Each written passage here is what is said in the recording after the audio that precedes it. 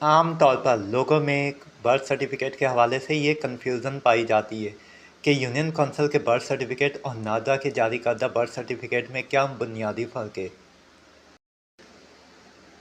Birth certificate बनवाने के सिलसिले में कई स्टेप उठाए जाते हैं। सबसे पहले जिस हॉस्पिटल में बच्चे की पैदाइश हुई है वहाँ का बर्थ सर्टिफिकेट होना चाहिए।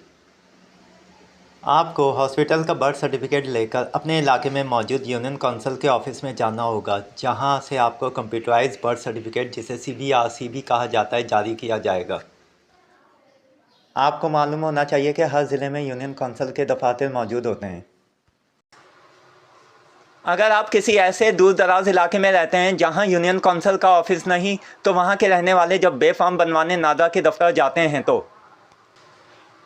मैनुअल बर्थ सर्टिफिकेट को कबूल किया जाता है। फार्म बे को सियासी कहा जाता है। ये बात याद रखें कि यूसी ऑफिस से जो बर्थ सर्टिफिकेट जारी किया जाता है उसे CBRC या कंप्यूटराइज्ड बर्थ सर्टिफिकेट कहा जाता है। जबकि लोग जिसे नादा का बर्थ सर्टिफिकेट कहते हैं, असल में वो CRC या चाइल्ड रजिस्ट्रेशन सर्टिफिकेट होता है, जिसे उर्दू में फार्म बे कहा जाता है। अगर हम फ़ीस की बात करें तो यूनियन कौंसिल के बर्थ सर्टिफिकेट की कोई यूनिफॉर्म फ़ीस नहीं। हर यूसी ऑफिस ने अपनी अलग फ़ीस डिफ़ाइन की हुई है। कोई 400 और कोई 500 रुपये फ़ीस के तौर पे लेता है। इसके अलावा अगर आप बच्चे का बर्थ सर्टिफिकेट लेट बनवाते हैं, यानी देर से बनवाते हैं, तो उस सूरत में 1500 से लेकर 2000 तक की लेट फ़ीस भी काउंट होगी। फ़ीस का कोई ख़ास क्राइटेरिया नहीं। इसके अलावा फ़ीस जब आप जमा कराते हैं तो उसकी स्लिप भी नहीं दी जाती, जबकि बे फॉर्म की फ़ीस नादा की तरफ से मुकर्रर करता है, जो कि पूरे मुल्क के लिए यकसा हैं, और उसकी बाकायदा स्लिप भी दी जाती है। याद रखें, बे फॉर्म की नॉर्मल की फ़ीस 50 रुपये और एग्जेक्टिव की 500 होती है।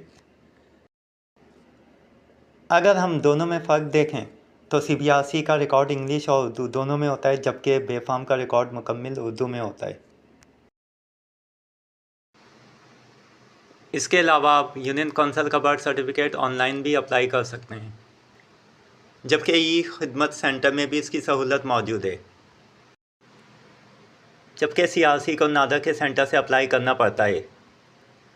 एक और फ़र्क ये है कि जब आप बर्थ सर्टिफिकेट अप्लाई करते हैं तो इसमें आपको ID कार्ड का नंबर अलॉट नहीं होता, जबकि आप CRC बनवाते हैं तो बच्चे को ID कार्ड का नंबर अलॉट किया जाता है, जो कि जब बच्चा 18 साल का होता है और ID कार्ड के लिए अप्लाई करता है तो वो नंबर ID कार्ड के ऊपर आ जाता है।